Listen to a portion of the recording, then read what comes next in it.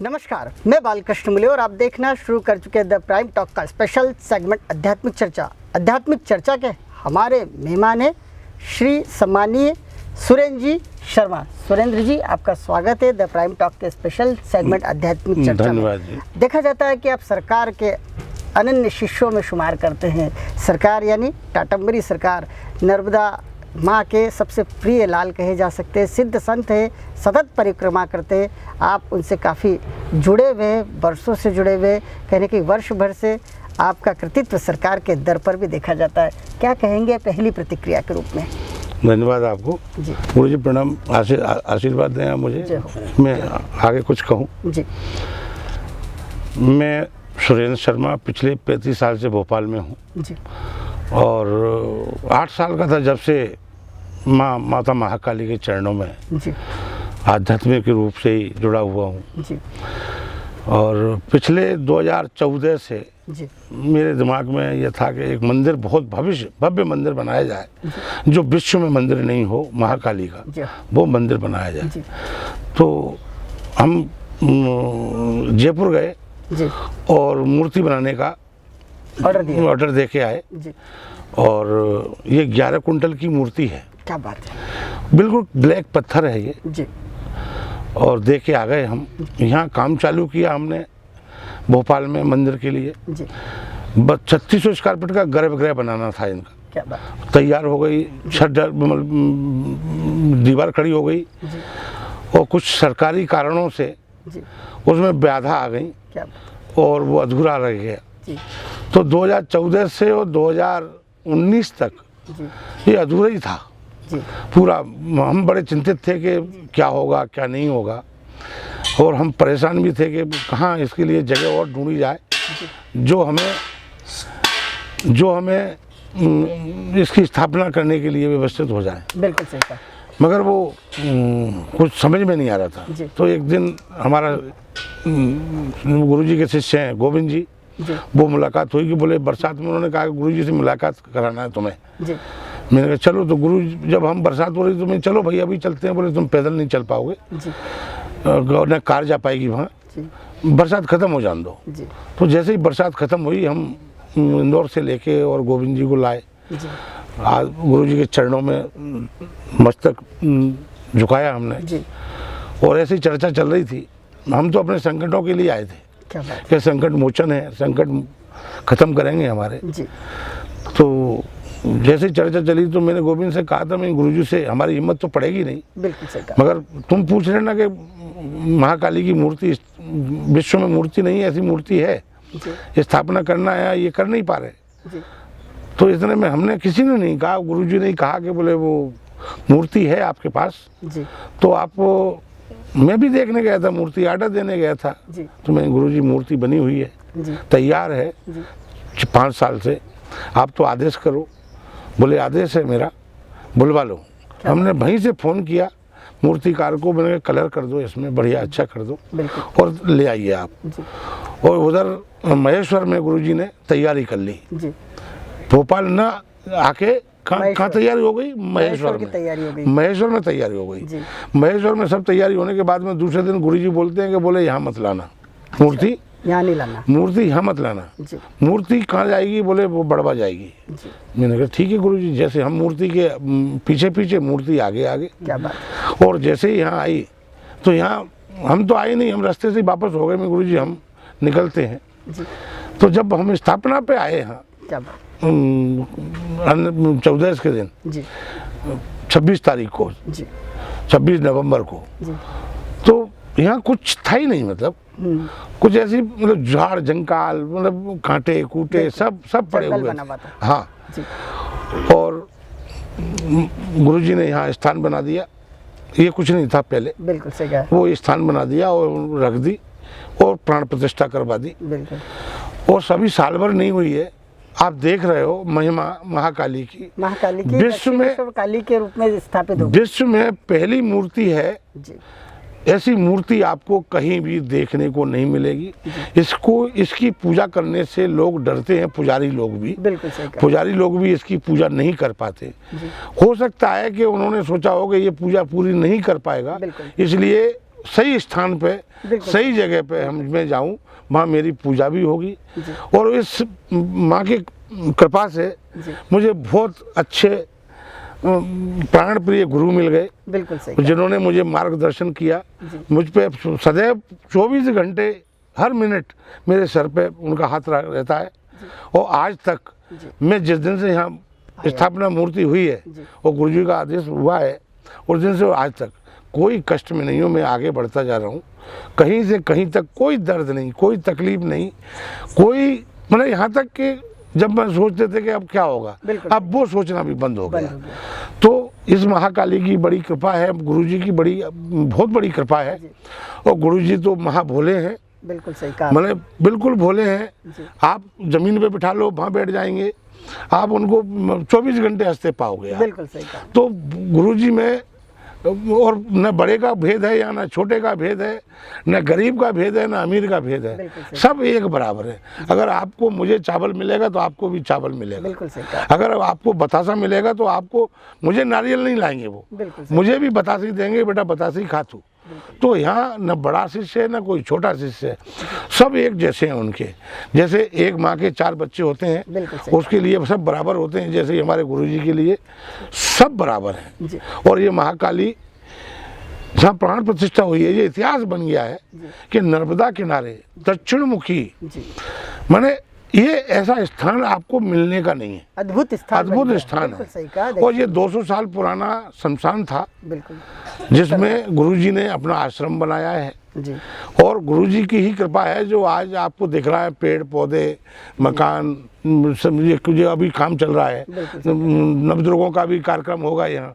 और हर रोज ऐसा कोई दिन नहीं जाता है जिस 100, 200, 500 आदमी भंडारा खा के नहीं जाते। बिल्कुल सही है। कितना धन्य मानते हैं अपने जीवन को, एक सदगुरु का मिलना, उसके बाद में कहीं ना कहीं आपके कृतित्व से माँ कालिके का एक अच्छे स्थान पर विराजित होना। मैं तो अपने आप को धन्य मानते ही हूँ, मगर मेरा परिवार, मेरा पूरा खानदान धन्य हो गया है गुरुजी के चरणों में आके। और मेरे गुरुजी निस्वार्थ, जैसे माँ का प्यार रहता है, जैसे निस्वार्थ प्यार करते हैं, न किसी से मांगते हैं, न किसी से आदेश देते हैं, न कुछ करते हैं। मेरे गुरुजी मतलब जैसे माँ का निर्मल बिल्कुल प्यार रहता है, निर्मल आत्मा रहती है, ऐसे निश्चल प्रेम गुरुजी का। और जो गुरुजी के चरणों में आ गया है, कभी खाली हाथ भी नहीं गया है वो। और आप दिन प्रतिदिन उसकी तरक्की हुई है, उसका नुकसान कभी नहीं हुआ है। और कभी गुरुजी कोई ऐसी चीज़ नहीं बताते कि मैं तेरे लिए ये करूँगा तो तू मेरे लिए ये कर देना, हाँ तेरी अटके तो देखना, मैं तेरे लिए, मुझे मैया ने कर दिया, मैंने कर दिया। कोई मतलब कितना अपने आप को अपना जीवन सार्थक मानते हैं कि आपको इतने गुरु जी का आपको इतना आशीर्वाद मिला, देखो लक्ष्मी हम पर बरसा रहे हैं। अद्भुत इतना सुंदर कार्य उनका है कि कहने की गुरुजनों के अभी लाख रुपए दो गुरुजी को, आप तो लाख रुपए दो जी, आपके सामने ही वो सबको बांट देंगे। बिल्कुल सही कहा। और ये और कह देंगे कल और आ जाना, आ जाए तो पैसे ले जाना आप। बिल्कुल सही कहा। मैंने ये स्थिति है गुरुजी की। गुरुजी के यहाँ ये भी अकेला आ जाएगा तो आपको ये नहीं कहेगा गुरुजी, इसको आपका परिचय देने की आवश्यकता नहीं है। मेरा परिचय मेरे बच्चों को देने की आवश्यकता नहीं है गुरुजी के पास में। ये महिमा है मेरे गुरुजी की। और मैं तो आज नहीं, जब तक जीवन रहेगा, जब तक संसार रहेगा, जब तक धन्य होगा, मैं हमेशा कहूँगा कि मुझे बारंबार ये गुरुजी मिले मुझे। बिल्कुल, कहीं ना कहीं पिछले जन्मों का आपका प्रारब्ध है, पुण्य है कि आपको एक उम्र के पड़ाव के बाद ही सही, लेकिन एक सदगुरु का सानिध्य मिला है। और कहीं ना कहीं सदगुरु का जब सानिध्य मिलता है तो मनुष्य जीवन कहीं ना कहीं सफल हो जाता है। आपके बाल्यकाल की, बचपन की बात करेंगे, आपका जन्म कहाँ हुआ है, माता पिता मेरा जन्म, किस तरह की सीख और संस्कार मिले जो कि आपको इतने सद्भावना के साथ में गुरु के सानिध्य में रखने के लिए हमेशा प्रेरणा देते हैं? मेरा जन्म विजयपुर तहसील का एक गाँव है, गाँव लाड़पुरा। मेरे पिता का नाम आनंद लाल जी है, माता का नाम रामदेवी जी है। मेरे दादाजी बहुत भक्ति करते थे, उनका नाम दुबलिया था। और मैं एजुकेशन मेरा 8वीं क्लास का विजयपुर में हुआ, तहसील है 4 किलोमीटर की। इसके बाद में मैं ग्वालियर आ गया, ग्वालियर से मेरा एजुकेशन उज्जैन में हुआ।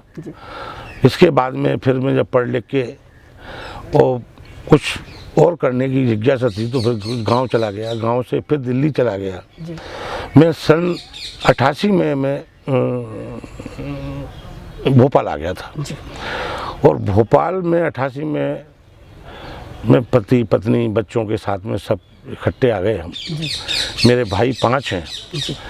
5 मैं बड़ा हूँ सब में, छोटे, बाकी 4 छोटे हैं। बिल्कुल। सब प्रसन्न हैं, 2 बहनें हैं मेरी। जी।